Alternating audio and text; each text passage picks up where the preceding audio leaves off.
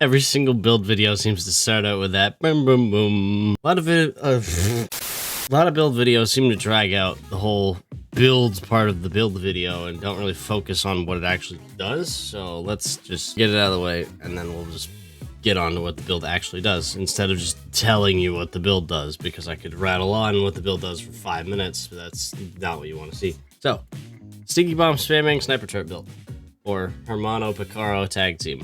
I always wanted to figure out a set where it used the Hermano and the PICARO, and I didn't really find anything because nothing really seemed to fit using both of them. Neither of them are bad, really. Overclock's a bit, you know, but it's usable if you know where to, or at least try to. 15 meters is a lot further than you may think. Like that thin little blue line there that you see, that's you getting your cooldowns accelerated by 0.6 of a second per second, if that line is there, to whoever has the Hermano equipped. Up to 15 meters. That is not 15 meters. You can be quite a ways away from that and still have Hermano pop. So what is the build? It actually unintentionally uses 4 named items, none of which have anything to do with each other, really. So just to briefly kind of skim it, these are actually specific pieces you will need. So we'll start with the simple ones. Hana U knee pads, skill haste and skill damage. Hana U chest piece, skill haste and skill damage. And if you're watching this video this week, this exact chest piece is on sale at the White House vendor. It has Mad Bomber instead of Tag Team, which is what I just re-rolled. I literally bought this today. So if you're watching this the week it comes out, this is currently on sale at the White House vendor. On top of that, Hermano, which actually isn't technically complete yet. I still need a skill haste one on top of the skill damage. Alternatively, I'll take crit hit chance, but I would like skill haste on top of the skill damage. Even status effects I wouldn't be mad with because fire sticky bomb. So you can kind of min-max your own kind of style with this if you wanted more status effects or skill haste or crit hit chance or crit hit damage or whatever you feel like. I would personally want skill haste or crit hit chance because I feel like that's most helpful to this. PICARO's kind of in the same boat. I'm okay with it right now because crit hit chance isn't actually... I was going to say it isn't the worst thing in the world, but it's really the best thing you could have in terms of like a general thing. You can't have too much crit hit chance, really, unless it goes over the hard cap of 60. Having some of it is never really a bad thing, so I'll take it where I can get it. With that being said, I would also like this to be skill haste, but I'll take the crit hit chance for now, because PICARO's outside of countdown don't really seem to drop that much. Death grips. This is going to be a bit of a weird one to farm. Skill haste or skill damage death grips. I have skill damage right now.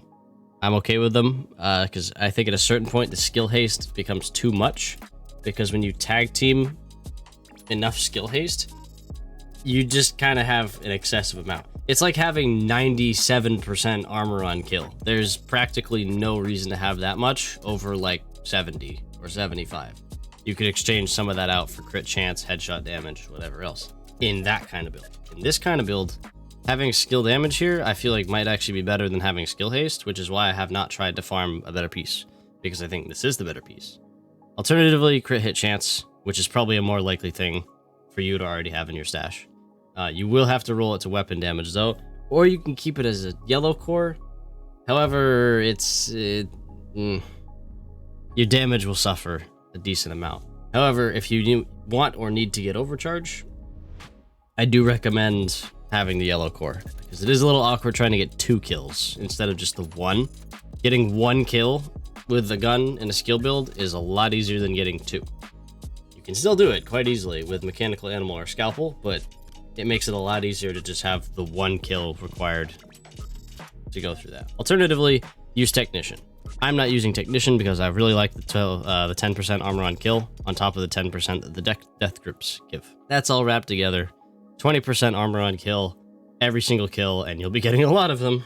So it's really nice to have just be in cover and get a 1/5 of your armor back is very nice. This is going to be the piece that kind of breaks the set and also breaks a lot of people's hopes of getting the set. You can exchange this out for like a wyvern wear piece with skill haste and skill damage, but it won't be quite as good as having this absolute frame it and hang it on your wall beautiful chill out mask with 3 times skill haste.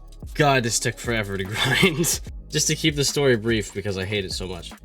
I spent 3.5 hours one day grinding loot goblins for chill out masks.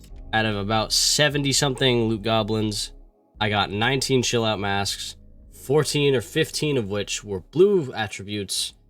1 was skill haste, which is this one, 2 were status effects, and 1 was weapon handling. That's right, I didn't even get a crit hit chance 1 or crit hit damage or headshot damage. Besides all of that, I got this one, and this mask is beautiful. I love this so much, and this is so satisfying to see this just lined up together. It helps this build a ton. The total armor is, I'll take it. It's better than having the extra health, or, you know, really a lot of what other things you could have there. Shotgun damage really wouldn't help as well for, like, Badger Tough. So, this is not horrible. So that's, like, the build itself. I can think of a lot of little things that I could improve with this, but this is almost as good as it really could be, outside of optimization and expertise. Oh my god, expertise takes forever. Just to show the shooting range is not on normal, as probably people would be keen to point out in the top left. It's not on normal. The guns you can use for this, there's one you should always be using, and then depending on the mission, there's like 4 or 5 other ones you can pick from. Depending on if you want overcharge or not. And overcharge with this build is super busted, because for some reason, I don't know why. For some reason, the sniper turret on overcharge has its firing speed basically tripled, which is just ridiculous. And then the fire sticky bomb, skill haste, skill tier 5, skill haste 75, skill tier 6, skill haste 90, overcharge 500, which, like, what? So I mean that's all good and dandy and numbers and fancy stuff. What does that actually translate to in the real game with this build?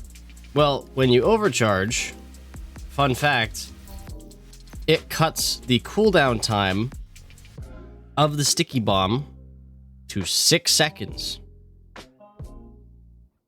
Do you know what takes 6 seconds off of a skill cooldown basically for free? Do you see where I'm going with this? I cannot be the first one to discover this. If you're able to contain just the sheer amount of button pressing and little micromanaging, the potential damage you can just spit out in 20 seconds is... I have death grips on this build because of how much I'm out in the open aiming skills, because they come off of cooldown so fast. I would also like to throw out a warning. If you're using the scalpel or the mechanical animal, do not switch from one or the other when your future perfection is on cooldown, because it will permanently be on cooldown. It will never actually work again.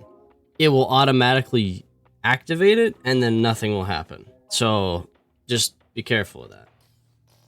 That being said, yeah, Air and Space Museum. I'm going to run the scalpel in the first area, and then probably the mop or the mechanical animal in the areas afterwards, because they fit the area better.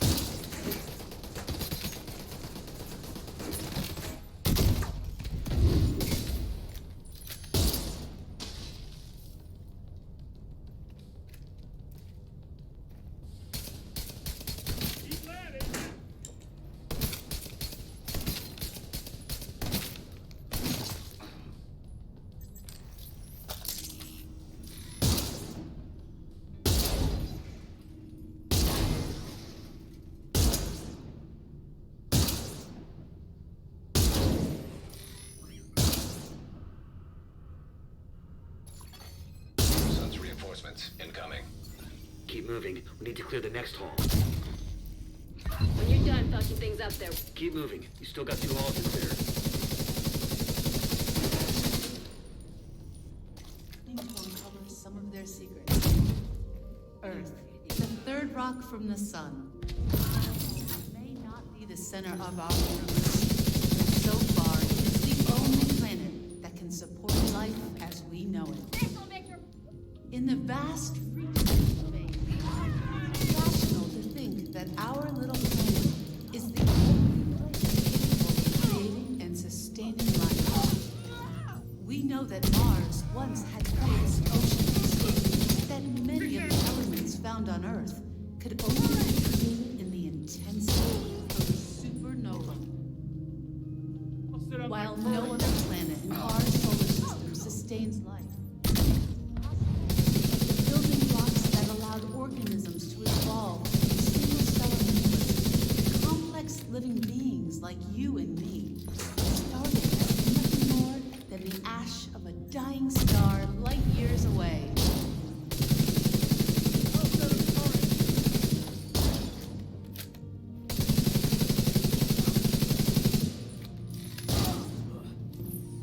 Ready? Watch this.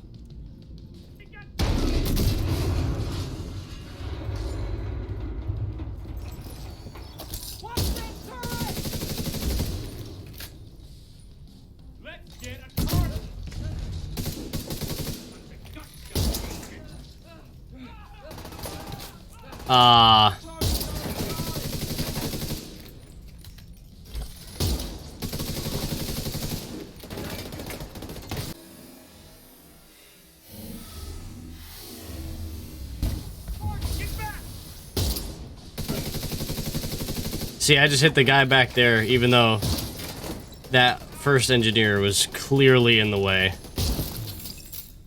I mean, that first guy was clearly in the way.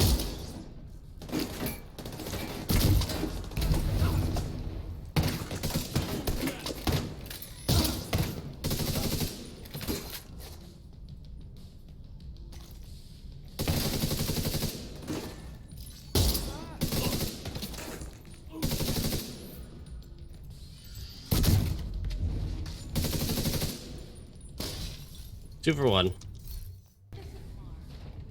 Home to flowing water, as evidenced by these images. At one point, more than 3.8 billion years ago, up to 1/3 of the Martian surface could have been covered by ocean. Martian exploratory craft have sent back evidence of more recent water flows as well, ranging from gullies and dried river systems that appear to be ancient lake beds. There are also minerals present on the surface of Mars that could only have been formed in a liquid water environment. Today, water can be found on Mars largely as ice at the Martian North Pole, although small quantities exist as water vapor in the thin Martian atmosphere, or as brine in the Martian soil. Damn it! No!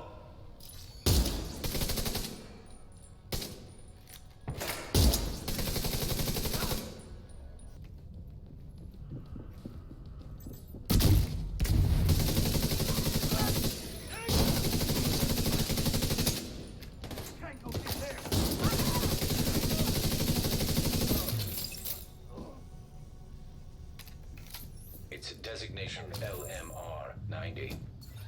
That would be the missile, then. Please neutralize that fucking thing by any means necessary. Damn it.